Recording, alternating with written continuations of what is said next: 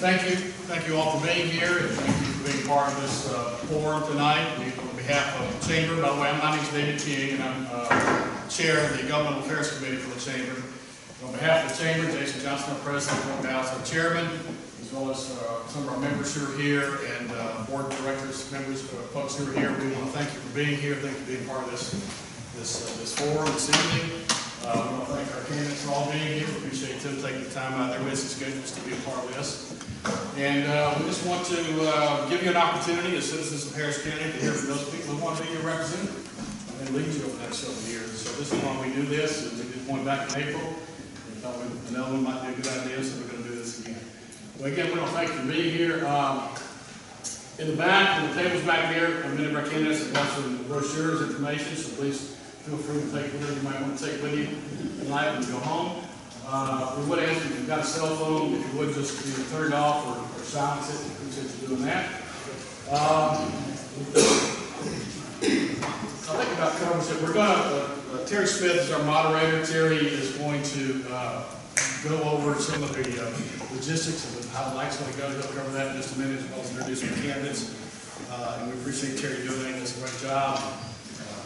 Ashley Westbrook, one of our new staff members of the Chamber, is going to handle the traffic light here. She's going to be sort of the traffic cop. So, make sure we stay on schedule, and we will get you out of here no later than 8 o'clock. And again, we want to thank you so much for being here, and we appreciate you being part of the process. One of the candidates said to me, it's great to see this group here, and a good group here, because those people really care, because they came. I know those people who couldn't be here to care, but you took the time to be here. We really appreciate you doing that. So, without taking any more candidates' time up, we'll turn it over to Terry. Okay. Thank you, David, for the information you provided, and good evening, audience. My name is Terry Smith. I'm happy to be here as a volunteer with the Harris County Chamber of Commerce. I actually work for AT&T, and I'm delighted to be a part of the process here in Harris County this evening. David's already told you some of the details, and we'll go through the remainder of those details in a few moments as we go through this process. I want to welcome you to the candidate forum for the offices to be selected in Harris County, including the Harris County Commission District 23, the Harris County Probate Judge, Georgia State Representative District 137, and Georgia State Senate District 29. Got quite a coverage of candidates here this evening. What a great opportunity. We will have the candidates of these races, these are the candidates who will be facing the election on November the 4th ballot. And it's hard to believe that November the 4th is less than 2 weeks away. Thanksgiving month is almost on us, so it's unbelievable this year is fast that way. So before we go any further, we'll introduce the candidates, and I'll just introduce you, and when you get to your time to speak, you can talk more about yourself, okay? We have incumbent Becky Langston from Commission District 3. We have Will Rogers from Commission District 3. We have Martha Chooney from Commission District 1. We have the incumbent Debbie Booker from House Representative District 137. We have Stacey Jackson, contender for House Representative District 137. We have incumbent Senator Josh McCoon from State Senate District 29. We have his contender, Brian Rosman from State Senate District 29. We have probate judge candidates Alan Levi and Randy Hackett. Thank y'all for being here. There's not a greater service I don't think than putting yourself in front of your constituents to represent them. That's asking a lot, that's offering to do a lot, and we appreciate that. And I know these folks in this community appreciate you being out there really to sacrifice your time and your efforts in this endeavor. Please give these folks a welcoming round of applause.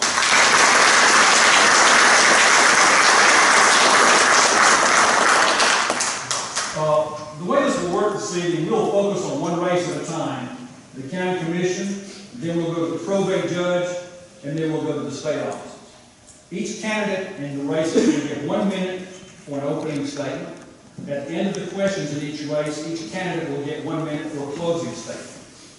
And then as you answer the questions, you have 1 minute to so you have lots of 1 minute time slots here this evening. We will ask 4 questions in each race. Each candidate will get the chance to answer 1 question and 3 opportunities to respond to the question of the other candidate's answer. When you are asked a question first, you will have 60 seconds to answer. Then each candidate will have 60 seconds to respond to your answer. The probate judge portion will be held a little differently. This portion will take place between the county and the state section of the evening. The probate candidates will be asked a single question. They know what that question is. Why have you chosen to run, and what do you bring to the judgeship that makes you unique? So that gives you a little more time to prepare that question if you already know that. And you'll have 3 minutes with your responses to that. As already mentioned, we have a timer, and Ashley is performing that function, and we'll use a traffic light as our timing and notification device. I'll ask the candidates as they speak to please keep an eye on the stoplight. The green light means you have time to talk. When the yellow light comes on, that means you have 15 seconds to complete your comments. Red means your time has expired, and I'd ask you that when it turns red to please just finish your sentence. If you continue on, I'll just have to stop you. We just want to make sure that we handle it all the same way. Please observe the time limit so we can keep this forum moving and completed as we would like to do that. At the end of the Q&A sessions, if time allows, we will open the floor to questions submitted by members of the audience this evening, and those were to be put on cards and placed in the basket up there. Jason will get those before we finish up, and we'll look at those as we have time after the questions we're providing are answered. Anyone receiving a question will have 1 minute to answer that question, and anyone who cares to respond to that, maybe the opposition from that particular seat will have 1 minute also to respond. If you don't have to respond, but you can, you'll have 1 minute to respond to each. Please be respectful, audience. Please be respectful of the process and the format we've set up here this evening. We're trying to make sure that we get as much as we can in the time frame we've allocated. We want to be respectful of this process for the benefit of the candidates and for all the members of the audience. Are there any questions from the candidates? Do you understand how we're going to proceed with this? Okay. Well, let's get started. And Ashley will get the timer ready. Let's get started with the county commission race. Each of you will have 1 minute for an opening statement. We're set up alphabetically by district. Ms. Cheney, you will start, and you have 1 minute opening statement. Thank you, Mr. Smith and Mr. Johnston, members of the Chamber of Commerce. Thank you for this opportunity. I'm excited to be here. I am a Republican. However, on the ballot, you will see me listed as an independent, and this is because my interest in this seat began after the primary, and therefore to be on the ballot, I had to qualify as an independent. There's been some confusion, so I just wanted to put this straight. I have been a resident of Harris County for over 36 years, and in this same place, all in District 1 the entire time. 30 of those years, I practiced law in Pine Mountain and then in Hamilton, and 14 of those years, I also was privileged to serve as the judge of the probate court here. During the time, I have worked with all the county departments and feel that, although I know I don't do all of it, I feel that I have a leg up in understanding county government and its workings. Thank you. Thank you, Ms. Cheney. Ms. Langston? Thank you. I've served as the District 3 Commissioner for 4 years now. And during that time, the county millage rate has not increased. Code red notification system has been established. A new public safety radio system is in use. And the dormant field at Pate Park is now a multi-purpose field for recreation. And land has also been purchased to increase opportunities for recreational activities. Let me provide you with a bit of personal information. I retired after 30 years of Fort Benning as the Chief of Protocol. I retired as the assistant to the Synovus CFO. After 9.5 years, I am currently the American Cancer Society Reach to Recovery Coordinator for the 5 counties. I'm a former board member of the Ronald McDonald House. I am past president of Northern Little League, and I'm the liaison to the Harris County Recreation Board from the Commission. I have also attained certified commissioner status by completing required credits through ACCG. If you desire, thank you. I'm sorry. That's okay. Mr. Rogers, you have 1 minute to go, sir. I'm Will Rogers. I'm born in Utica, Georgia, and raised mostly on a farm in Utica, and been in Harris County most of my life. I was Harris County Commissioner for 8 years, from 1999 to 2006, and I brought a lot of the county while I was Commissioner, and a lot of roads paved, a lot of roads resurfaced. I took out the bad curve at 315 and Mountain Hill Road where 3 people was killed when I was a school teacher. Took out bad curve at 219 Lickskillet Road where 4 people was killed. The bridges on Whitesville Road built up for these big wooden bridges out of the flood plan, making it safer to travel. I'm one responsible for the Caterpillar equipment that we have, and also the 60-bed jail on the CI. I'm running for county commissioner again as an independent. Thank you, Mr. Rogers, I appreciate it. We will ask you the first question, and you'll have 1 minute to answer the question, and then the other county commission candidates can respond to that same question. How would you define the role of a commissioner in representing not only your district, but also the entire county? When I'm elected as a commissioner, I will be a commissioner for all the people in the 3rd district, whether they vote for me or whether not. I will be the commissioner for Harris County, and it will be my role to do what is best for all of Harris County and to represent my district, District 3, to the best of my ability. As always before, I'll do my best to make Harris County a better place to live and to keep Harris County in the rural setting as it is as much as possible. Thank you, sir. Now each candidate will have a response, can respond to that same question. Ms. Judy, you have the opportunity to go in. Often when there is a concern in life, people do not know where to turn. With our representative form of government, we try to choose our representatives, people who that we feel we can communicate with, who will listen to us. So I feel that the role of a county commissioner is to be the eyes, the ears, and the mouth for the constituents. The ears are to hear your constituents and also to listen to what's going on in areas around your commission district. You're the eyes to help see exactly what the issues are. And then the mouth to be able to communicate back with the constituents and also with the Board of Commissioners. Commissioner also needs to be a filter to know what to present to the commission. And of course, every single decision has to be made, not just for one district, but for the benefit of the entire county. Thank you, Ms. Judy. Ms. Johnson? I will continue to serve as I have for the past 4 years. I am always accessible 24/7. I'm there to listen to the concerns, any issues or suggestions that the constituents in District 3 and the residents of Harris County have. And I feel that my role is to bring those concerns and those issues and any suggestions to the full board so that we can act on those. It's very important.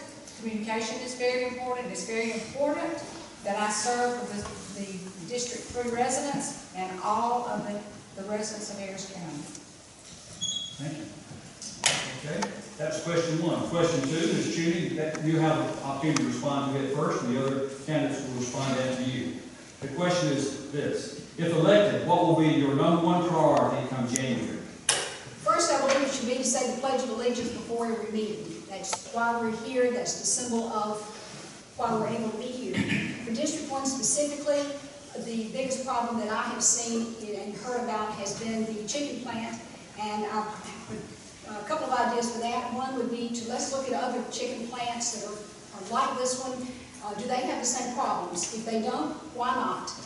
Let's look and see. They must be doing something differently. And the other thing is to go back to square one. When the new building as it is now was first built, there had been a lot of rules, regulations, requirements. We know that.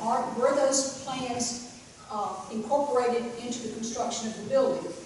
Very likely, yes. Well, are they still in that situation? I think we need to review that in depth and be sure that all rules and regulations are still being followed.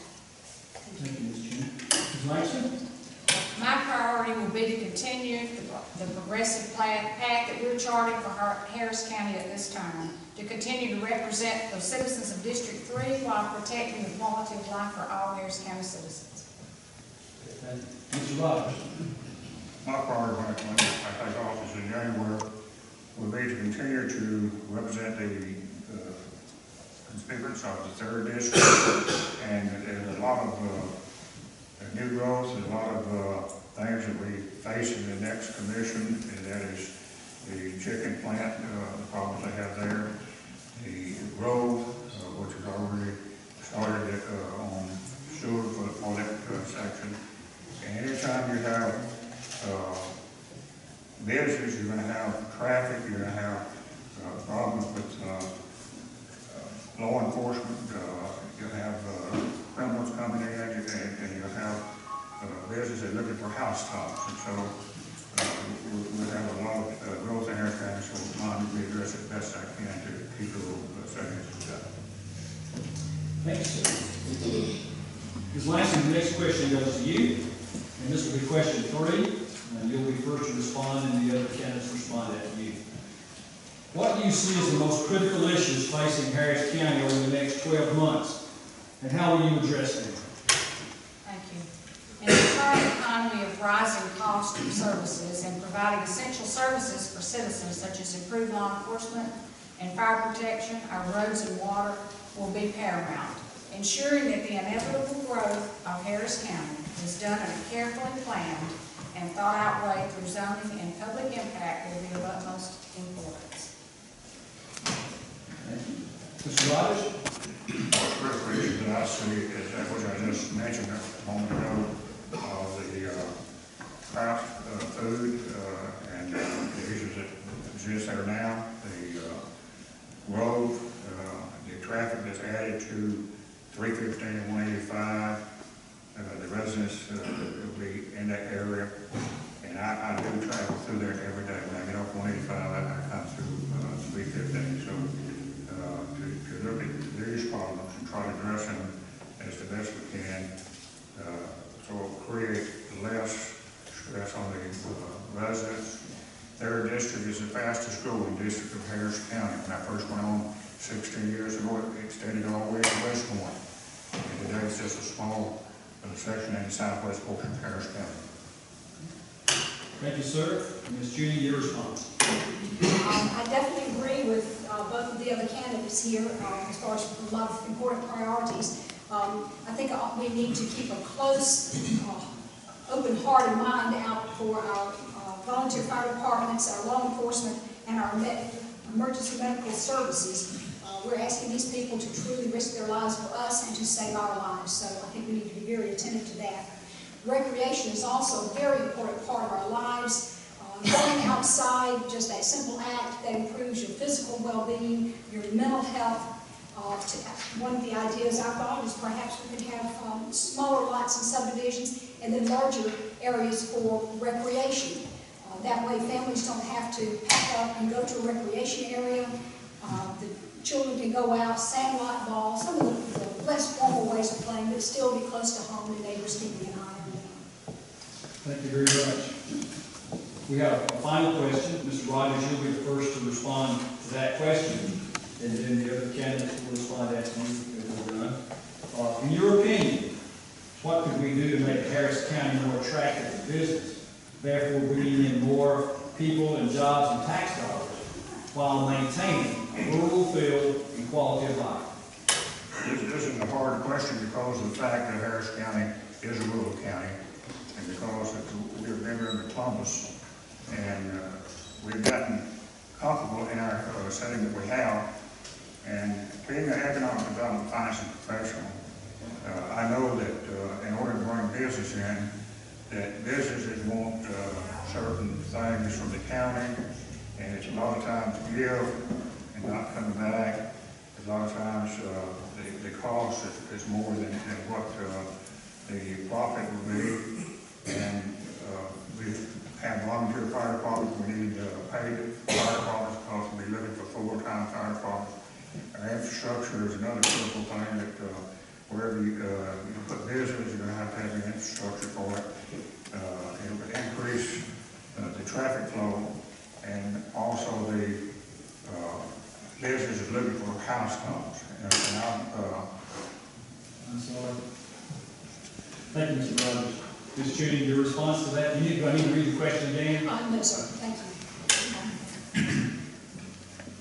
I think if we could look into the feasibility of providing Wi-Fi for internet use, computer use, that is becoming not just desired, but absolutely critical for a lot of businesses. I believe that this will allow more businesses to locate in other areas than they currently are, where they have to have certain access. We do have a lot of areas that don't have good internet access. Some of it we may not be able to do, but I think that is becoming one of the utilities of the future and almost of the past, just like we have to have our water, our electricity, things like that, away from Wi-Fi. The county, it has a lot of resources also, such as the Development Authority. We have a strong Chamber of Commerce, we're a member of the Valley Partnership, and I think we should utilize those, as well as y'all. Keep your ears out, and there are a lot of ways to strengthen existing businesses, so we need to promote that. Thank you, ma'am. Ms. Langston? It's inevitable that the commercial business follows population trends. Business goes where people are. And Harris County is one of the fastest growing counties in the state of Georgia. We need to be proactive in welcoming these businesses here in order to take some of the burden off the tax liability off the homeowners.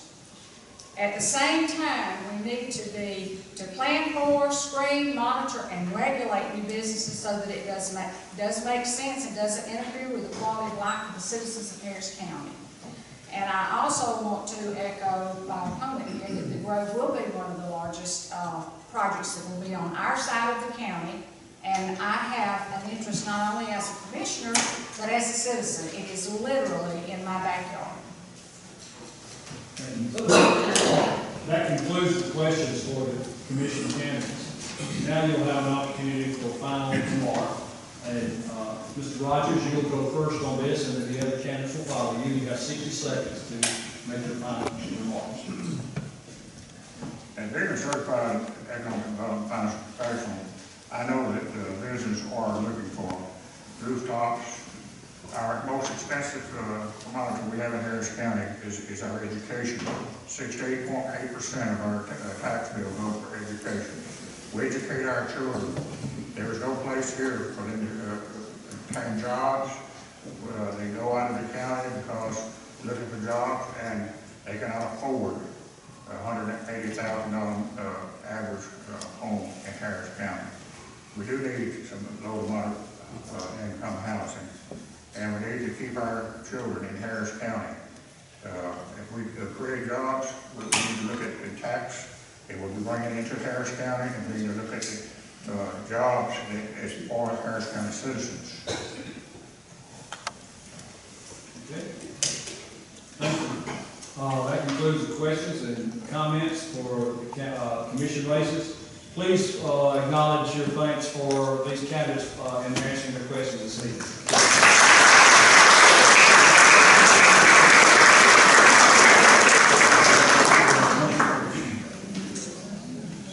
I'm sorry. They didn't get their conclusion. I wasn't going to let you close, but I will let you close. Why do you go next? I apologize. I think participation by the citizens is a critical part in any government. You are the front line of protecting our way of life and our system of government. A commissioner cannot do the job without input from you, because we are all in this together, and it's teamwork. It's not a matter of somebody fussing and criticizing somebody else, or you have to get it done. This is a teamwork situation. One way we can do this is pulling our own weight. If we want to be attractive to other businesses, we've got to mow the grass. We've got to put our treasures behind the house if we're going to have them outside, not in the front yard. We want people to see that we are proud of our county. You mow the grass all the way to the road. You don't wait for somebody else to come pick up your trash. These are just some little things that we can do to show we're proud, and pride is contagious. Thank you. Thank you. Ms. Langston. Well, I'd like to thank the Chamber for hosting this political forum. I'd like to thank all of you for taking time out of your schedules to come and find out a little bit more about what we're all about, those of us who are up on the dais. The election is about you, and it's about the quality of representation that you desire for the next 4 years. The next 4 years are going to be important for all of us, especially those of us in District 3 and for the county as a whole. There will be much development on our side, District 3 of the county, and there's no doubt that we want the best representation that we can possibly have on the Board of Commissioners. I have worked tirelessly for the residents of Harris County for the past 4 years, and I would be honored to represent you once again. Re-elect someone who works for you. I ask for your vote in the general election. Thank you. Thank you. Now, please thank the candidate.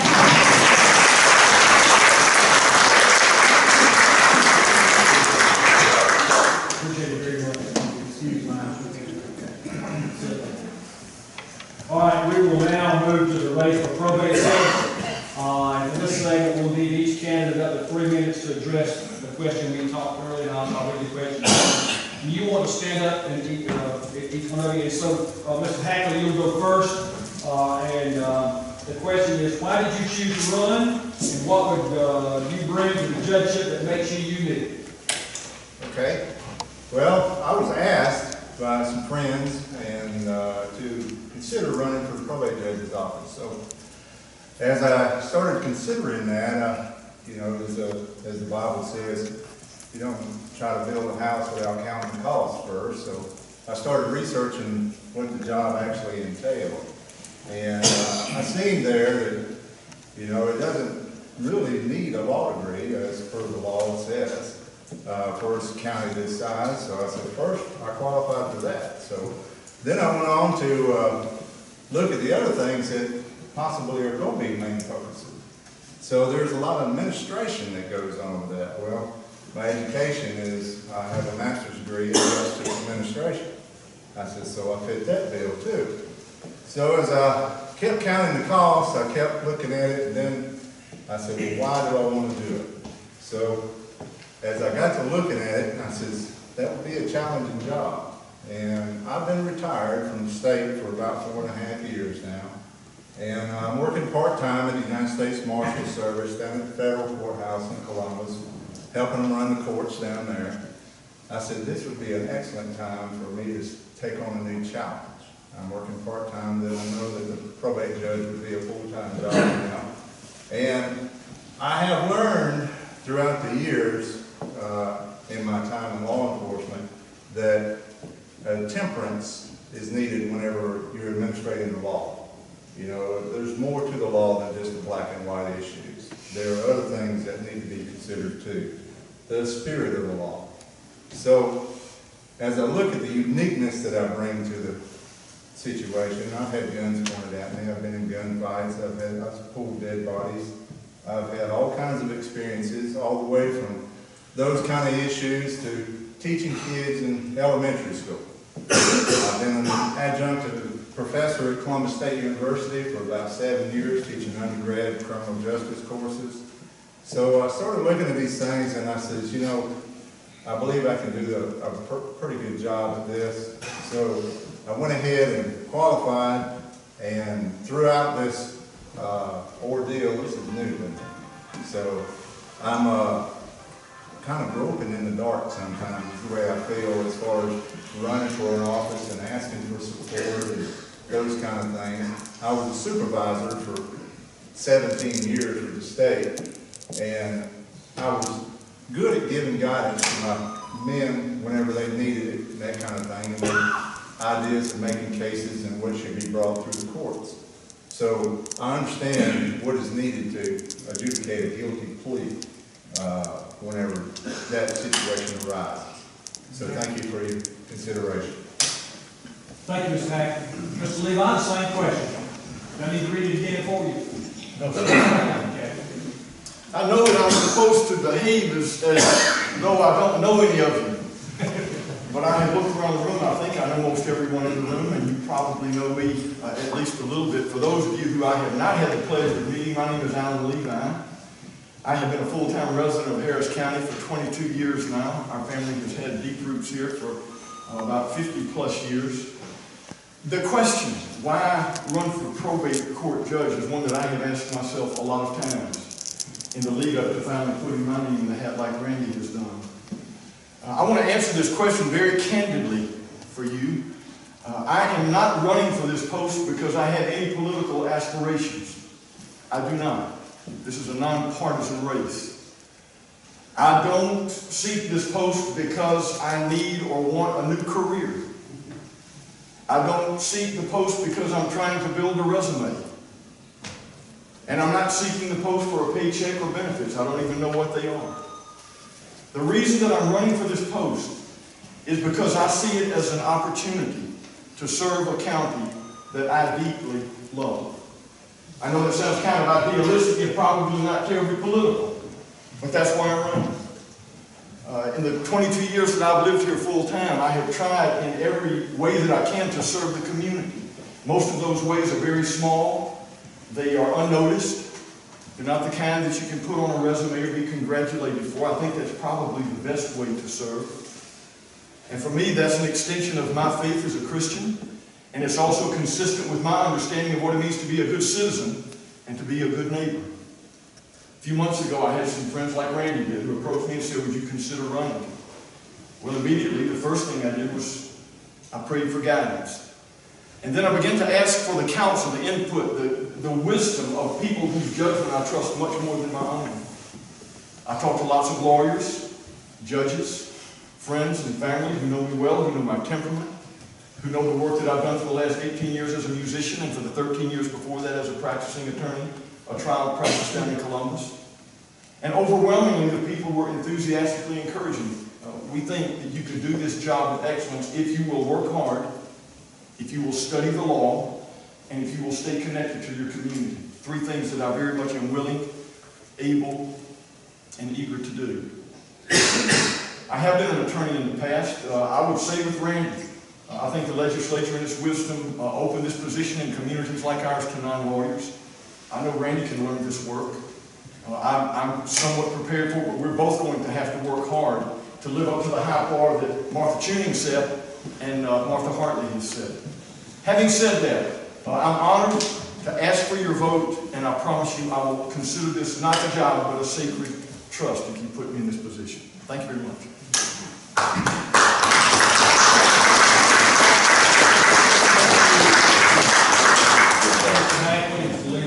Appreciate your willingness to put yourselves out there in front of your constituents. That's admirable. Okay, now we're going to move to something that looks awfully familiar. I think we did this earlier this morning down in Muskogee County. These folks have been on the road today, so we got a forum down in Muskogee County with the Chamber of Commerce down there. And thank you for being here this evening to go through this again. We will begin with opening statements. You will all have a minute as we talked earlier.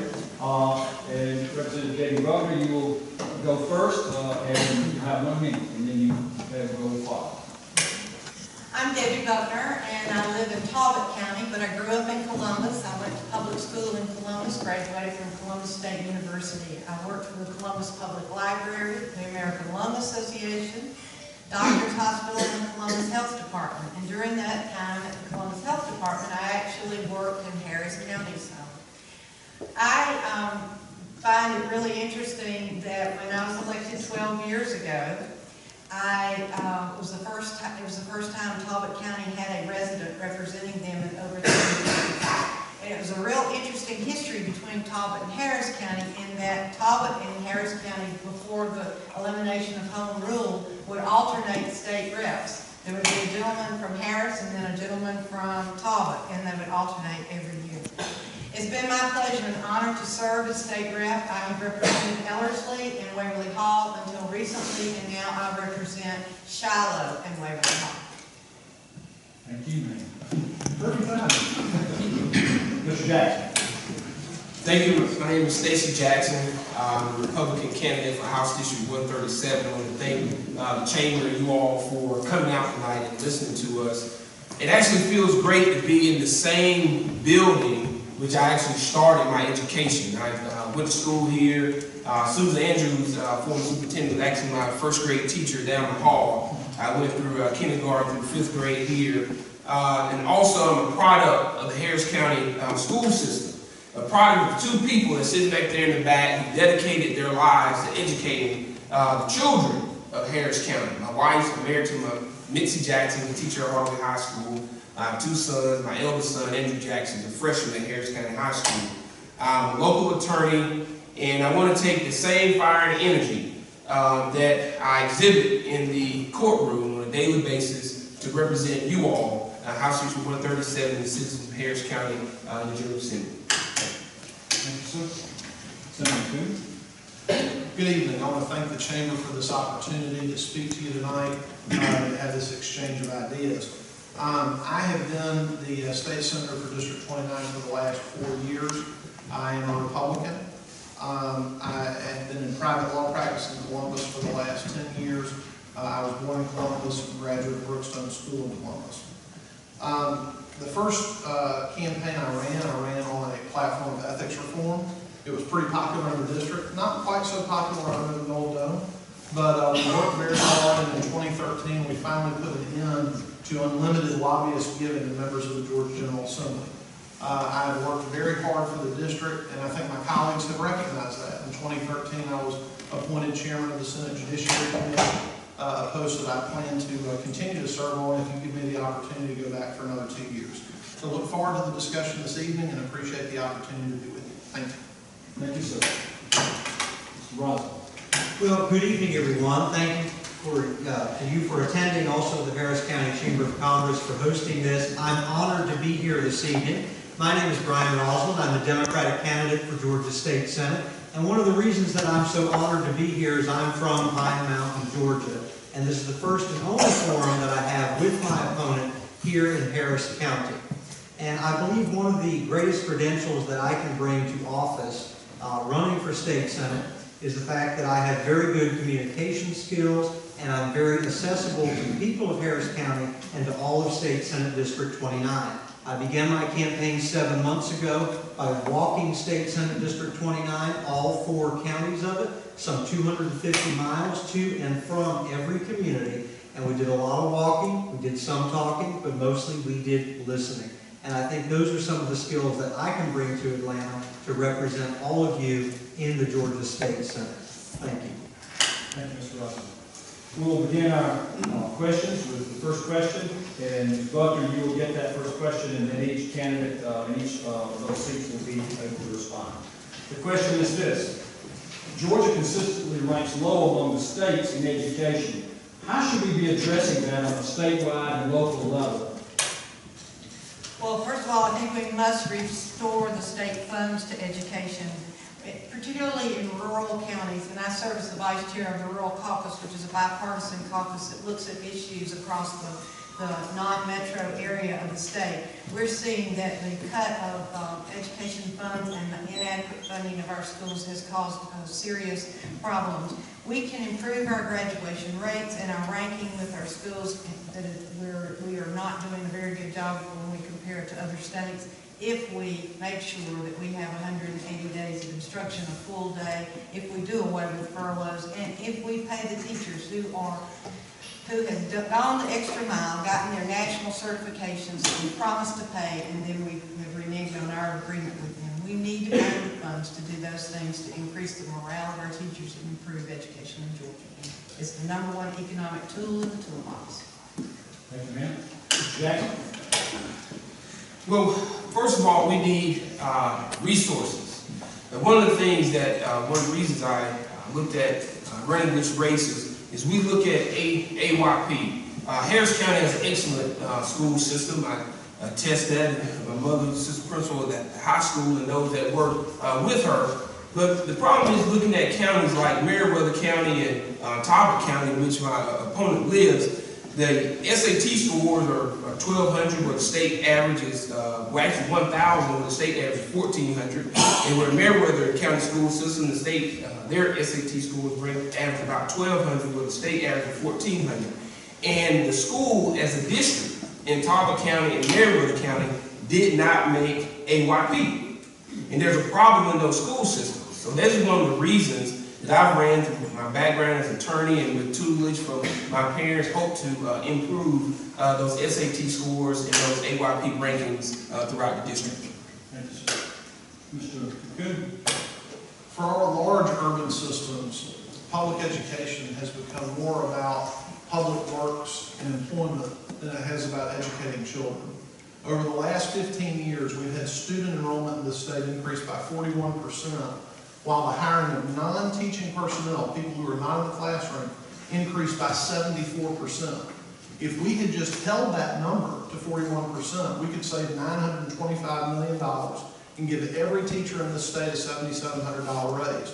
So we've got to insist on better management in the urban systems. We also have to completely revise our funding formula. The QBE formula has not been fully funded since it was adopted in the mid-'80s.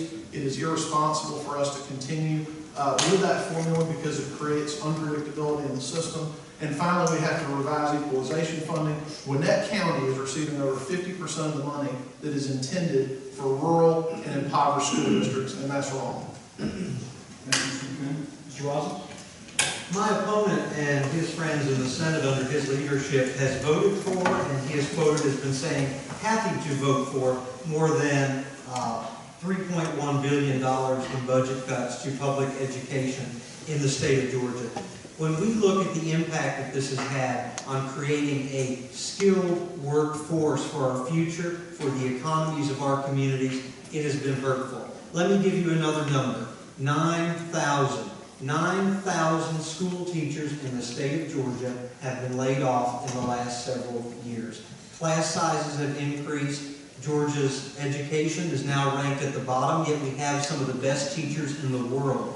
The solution that we need to work towards is creating a separate budget for education in the General Assembly, in the Senate, that is voted on first. And that's exactly where we can put our priorities to make sure that education is fully funded, we give teachers the supplies they need, and let teachers be teachers.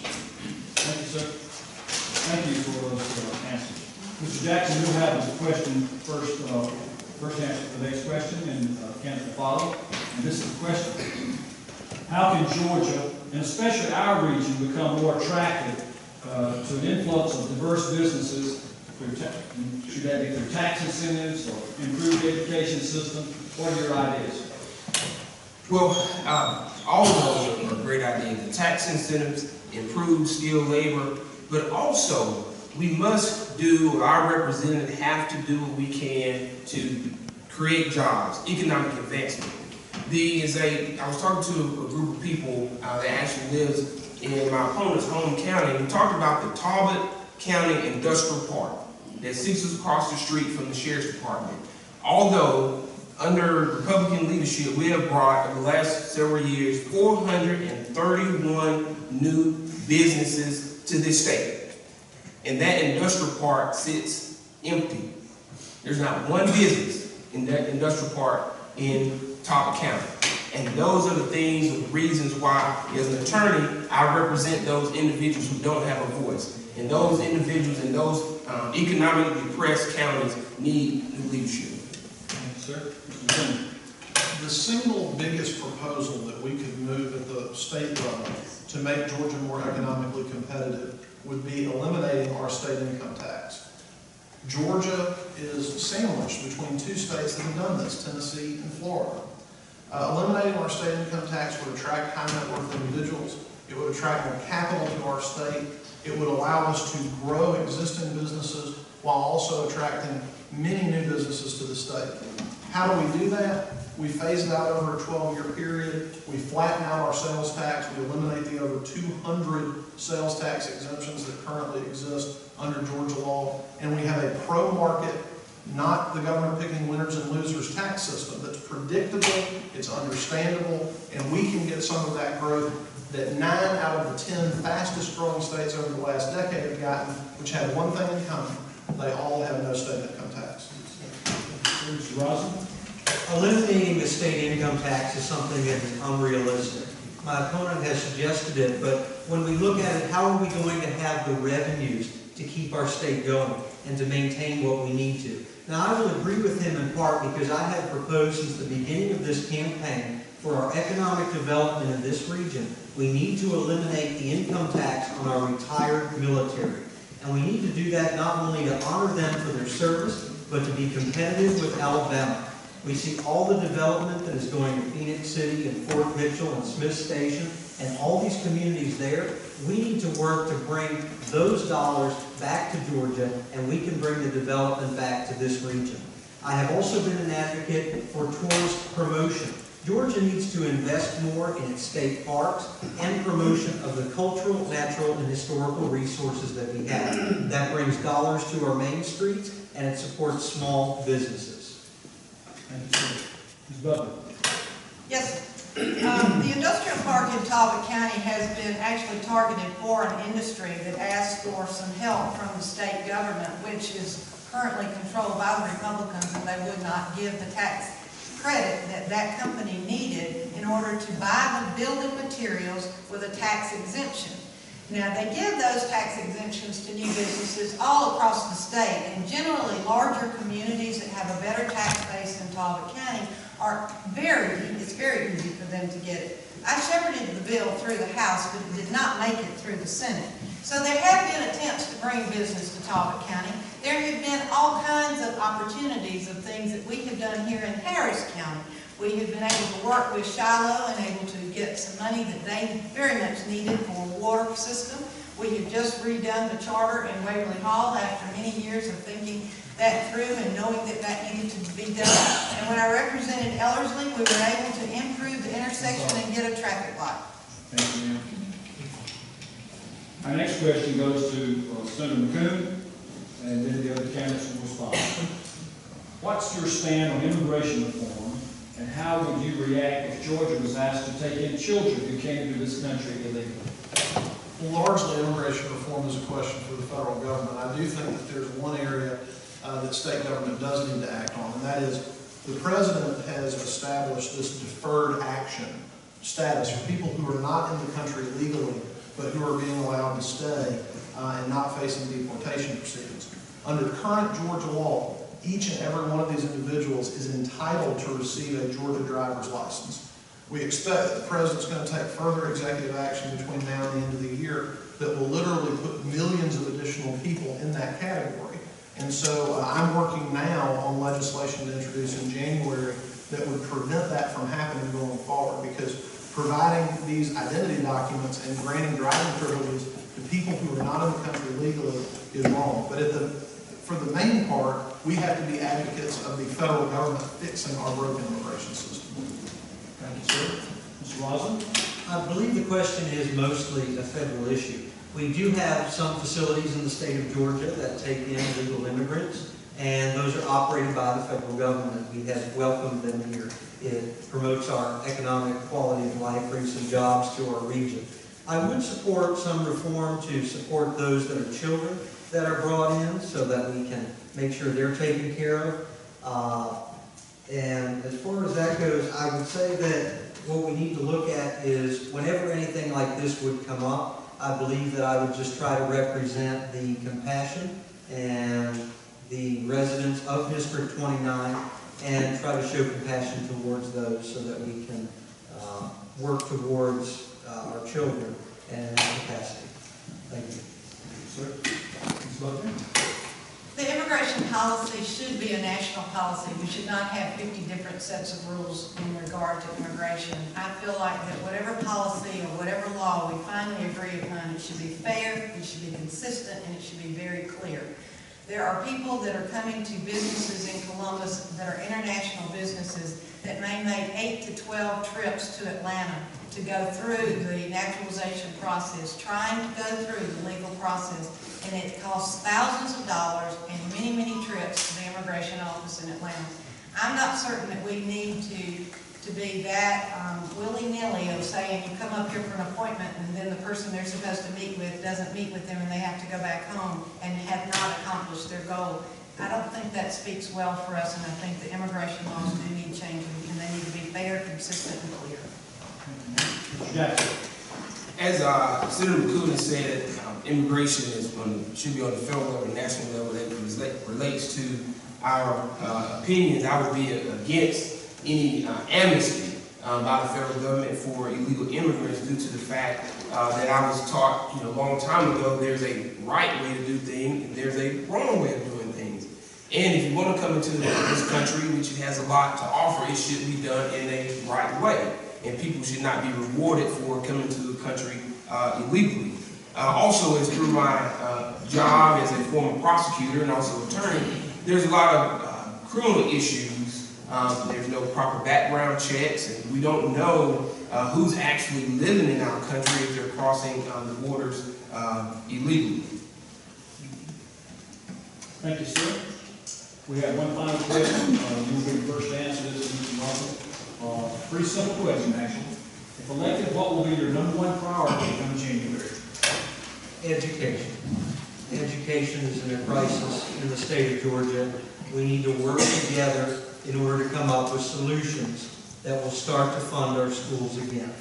One of the issues that has been asked in other forums is if I support Common Core standards. I do not support Common Core in public education.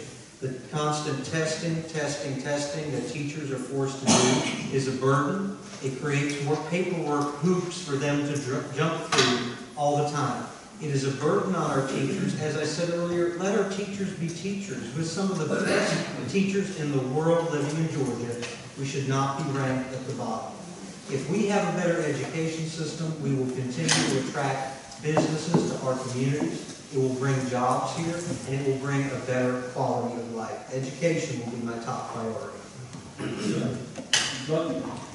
My #1 priority would be to try to find more ways to entice jobs to our area, but I think it's also tied very closely to education. We know that when the education level and ranking for our state goes down, the jobless rate goes up. That has been proven. Over the last 12 years, we've seen a decline in support of public education. We've seen classroom sizes increase. We've seen the instruction days decrease. We've seen the length of the day decrease, and we've seen teachers be demoralized by promising them that if they went and got national certifications that they would be paid for it, and then that was yanked from them.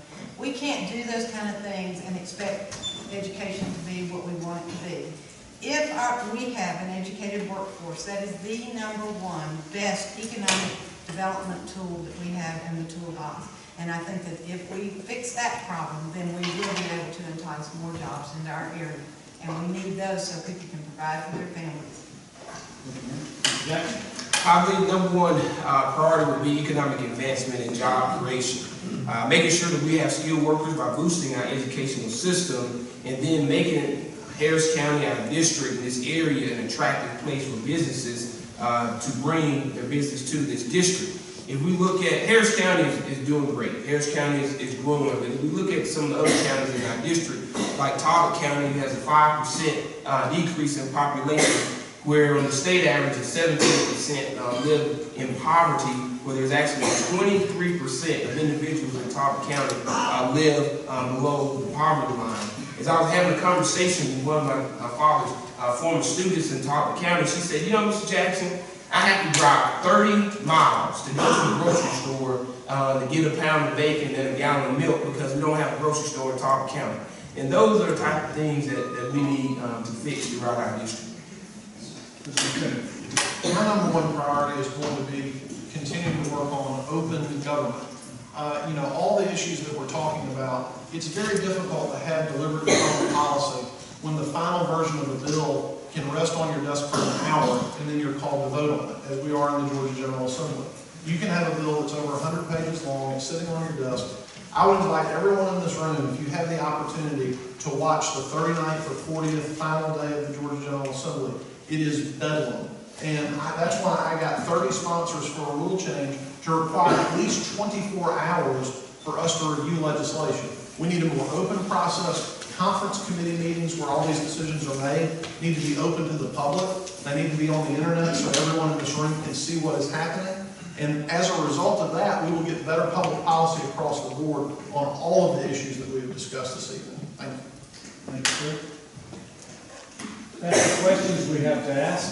You have now a minute for a closing remark for each of the candidates.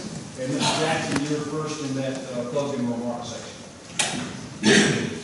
If you believe in conservative values, like marriage, something between a man and a woman only, and that you believe that life begins at conception, I'm your candidate. And I want your vote. If you believe in those conservative values, like God, family, and country, and hard work, quality education, a good day's pay for a hard day's work, and all of the other values that make our country great, I'm your candidate. And I ask you to stand with me on November 4th and vote for me, your Republican candidate, Stacey Jackson, for House District 137. Thank you. Okay. Thank you again for having us this evening, and thank you all for taking the time to listen to us. I think that prior conduct is a very good indicator of future performance. And if you look at the last 4 years, what you'll see is that I have worked hard for this district, passing legislation for military families, passing landmark ethics reform that had never moved under either Democrat or Republican majorities in the General Assembly, getting the opportunity to serve in an important leadership position as chairman of the Senate Judiciary Committee. If you give me the opportunity to go back for another 2 years, I'm going to continue to work to make sure we have open and honest and fair government in our state. I'm going to continue to be an independent conservative voice for the values that we all share. And I will be open, accessible. I'd ask for your vote on Tuesday, November 4th, or if you want to vote early, between now and October the 31st. Thank you, sir. Mr. Roslin? I am your neighbor here in Harris County, living in Pine Mountain. It is a region that I care deeply about. I care about all of District 29. And as I told you 7 months ago, we began walking this district and listening to the stories that people had to share. But there is one number that has impacted me the most since I started this campaign. And I will share that with you tonight. That number is 27. 27% of Georgia's children live at or below the poverty level. That has happened under the leadership of my opponent, and it has been a failure for the state of Georgia. And we can make it better. We can work to bring jobs to our communities.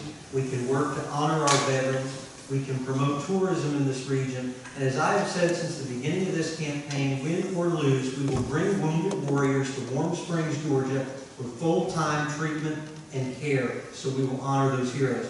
I'm Brian Roslin. I ask for your vote and for your prayers. Thank you. My name is Bo. Thank you.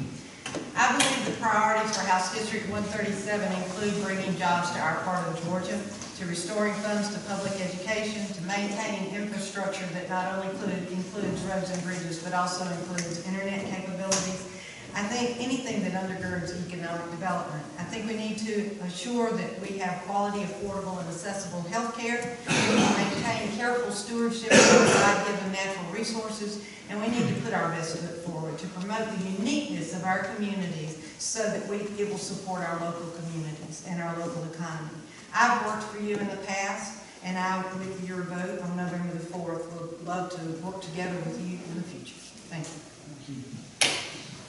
That concludes the questions that we had prepared from the Chamber of Commerce's effort. I want to thank you for putting yourself out there. To do this in 1 minute bites is very difficult. I hope you understand that. Be able to answer these questions and make responses. So thank you for that. Thank you for that challenging opportunity and being able to grab it and take it and do good, very good. I appreciate it so much. We do. Thank you. Thank you for that.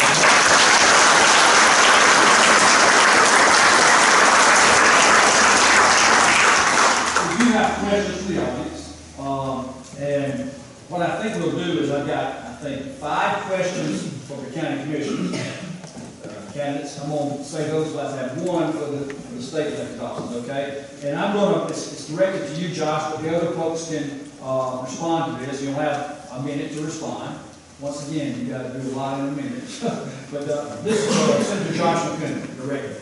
Considering the continued reduction of education funding to local school systems, how can you justify your support for charter schools?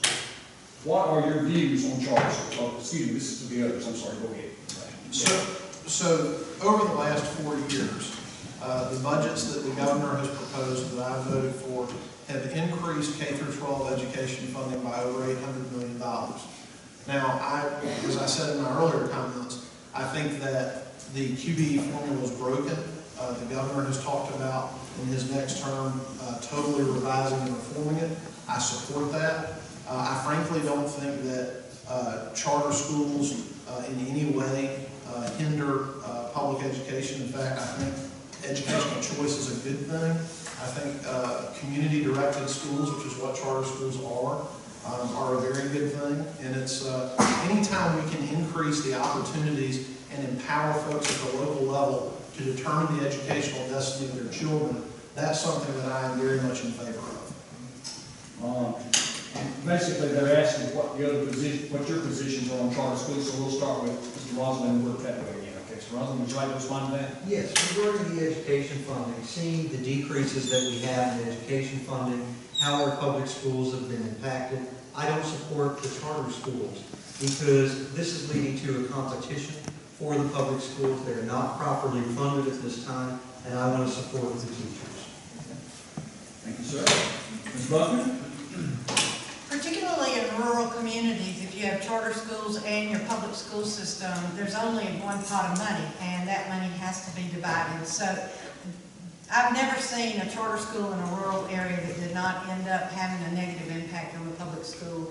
And I really feel like, as a product of public education, my children are products of public education, that we need to support that.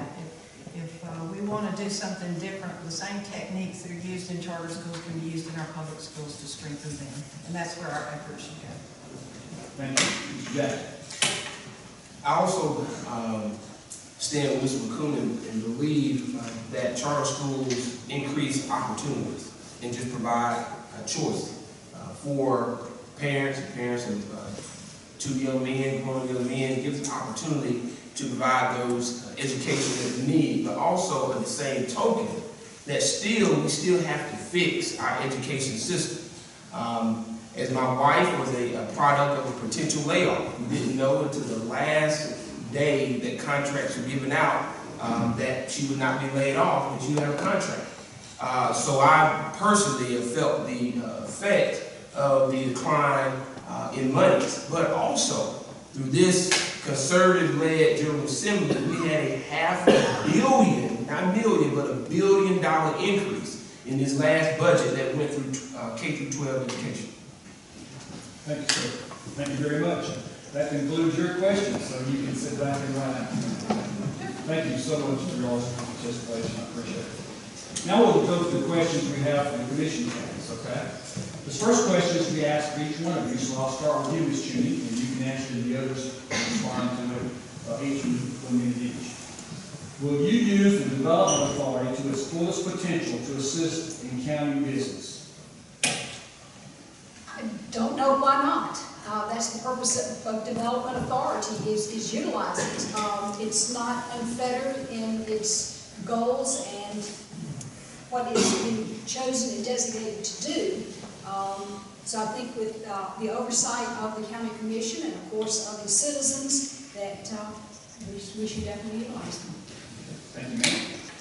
Ms. Langston, your turn. I think the Development Authority really has a place, a use, and I also think with the oversight of the commission, and especially our chairman, Harry Lane, I think with that oversight that they should be used, but that it should be used in a way that will be productive for all in bringing industry. Thank you, ma'am. Mr. Wright. While I was commissioner, I'm the one that wanted to reactivate the development authority. It had been laid without any impact into the county or any impact into what was happening. We were needing more input because we cannot make it with just property tax alone. And so I initiated the fact to revitalize the development authority, which has been going for some years. And I do believe that the development authority is needed, that the impacts that they could have input and that we can get industry to it. Thank you, sir, appreciate it. Next question, it's not directed to any particular individual. I would just, and it's not, they'll tell me to ask all, so I'm gonna ask the question. If you want to respond to it, you're welcome to do that. You'll have a minute to do that, just raise your hand, we'll start the clock, and if the others want to respond, you can follow as well. Why would our property tax go up, but not the value of the land? Does anybody want to answer that? I'll answer that. Okay, Ms. White. As a matter of fact, over the past 4 years, your property tax has not gone up, your county property tax. There has been no increase in the millage rate for the county, only in the school millage rate. Okay. Mr. Rogers, you want to respond? Do you want to answer respond to that question? Well, the property tax has gone up in certain areas of the county, due to the fact of the state requiring to reassess the value of the property, and due to the fact that in third district, as I said earlier, we're the fastest growing part of Harrison County. A lot of subdivisions being built, and when they're impacting the property adjacent to it because of the values of the homes and all in the subdivision. So we have experienced some increase in property tax. Ms. Jeannie, do you want to respond? The only other thing I could think of in addition to what Ms. Langston said was if a particular exemption happened to have been lost. This next question is the same type question, not to a particular individual. So I'll throw it out there, and the first person who wants to answer can answer it, and you can respond. And you probably will respond to this. What unique ability do you bring if you are elected? I'll start. I think my background, I've worked with all of the departments in the county. I believe I'm a good listener, and one thing that has really attracted me to Harris County from the very start is people do not want to be litigious. They want to solve their problems, they want to work together. That I like. And I think I had a good track record. Okay. Ms. Langston? I have a true love for people.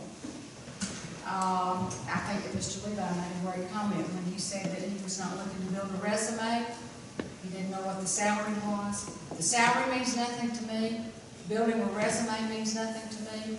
But I'm here for the people of District 3 and Harris County, and I'm here to do the right thing. Mr. Rogers? I've always tried to represent the people of their district, Harris County. I've always tried to make the county a better place to live. And I go back to what the school superintendent, Phoenix City Board of Education said when I was 8 years with the Phoenix City Board, that we don't leave this place better than we found it, we have done nothing. Thank you, sir. Okay, the next two questions are directed to specific individuals, and then the other candidates can respond to the question they wish. What are your thoughts, and I think you may have touched on this in some of your remarks, what are your thoughts on the ongoing problem with Cox Food Processing Plant in Pine Mountain Valley? I see that there are definite problems that still exist. That's why I gave the two proposals that I have not heard addressed previously of different approaches that we can use to try to solve the problem. It is ongoing. There has been communication, or some communication so far. I have to agree that it seems like it's taking longer in the communications than it should have, perhaps, but I don't know all the background as to why that may have been. I've not been privy to all of that. So, but I think if we go back to square one and try to see how it's supposed to be set up and operating, is that the way the plant is truly operating, and see if other plants have the same problems. It's hard to believe that they do. Let's see what they're doing differently. Ms. Langston, would you like to comment on that? I think that there are some problems there, but I think the problems can be solved by not being adversarial with each other. I think that if we can sit down and talk to those people, there may be some things that we can't do anything about. I was born and raised in Gainesville, Georgia, which is the poultry capital of the world. So I know a little bit about chicken plants, don't know an awful lot, but I lived around them, grew up around them, and I know that there are some things that are inevitable when we have an industry like that. Mr. Rogers, would you like to make a comment? Yes, sir, there's been a lot of problems over Wichita County too, pollution of our waterways and also property adjacent to it. And it's not for the county to pay for going in and correcting that problem. We put a lot of money into couch through recently and running of the gas lines. And so I think that the laws that protects our waterways, the oil and grease that's being put out on the land next to it. So I think that maybe there ought to be a little more pressure put on the county to clear up that problem. Thank you. We have one final question, and it's addressed to you, Mr. Rogers, and you can respond to it if you feel it appropriate to the other candidates. Mr. Rogers, as chairman of the Mount Hill Schoolhouse Foundation, can you tell us how the building, which is owned by the county, is providing community facilities to county residents? The Old Mount Hill Schoolhouse Foundation is open to anyone that wants to use it. It's a community building. It's owned by the county, but it's paid for by the members of the old foundation and grant we get and support those that use the building.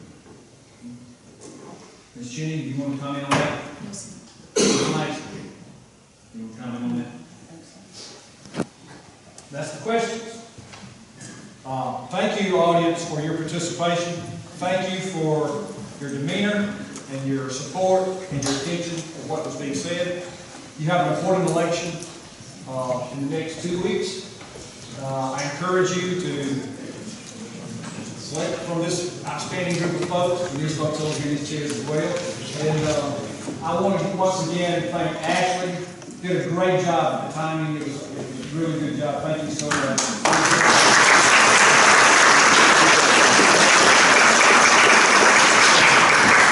I know all of these candidates will be willing to meet with you as they are, you stand around here, you can get with each other and ask them questions individually if you want. But thanks again for participating. Thank you, Chamber. Thank you, Jason. Thank you, David Kagan, for putting this together. And thank you, candidates, for your ability to be out here and talk to us. Thank you very much.